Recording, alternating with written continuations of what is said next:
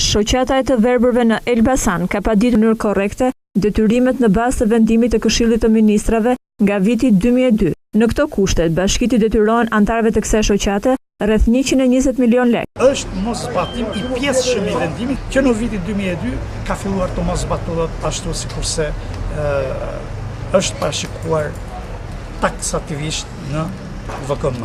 Atëherë, sipas përllogëritjeve të bëra nga ekspertët kontabël, është përllogaritur që vlera që duhet shlyer për çdo antar të verbër, qoftë i grupit të parë apo i grupit të dytë, është rreth 82.000 lekë të reja.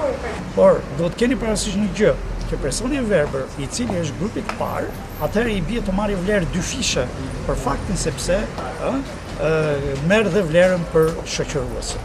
Edhe më herët, shoqata e të verbërve në qytete të ndryshme kanë apeluar shlyerjen e këtyre detyrimeve. Ato përfshin reduktimin e çmimit të telefonisë dhe të çmimit të dritave ndaj kësaj kategorie.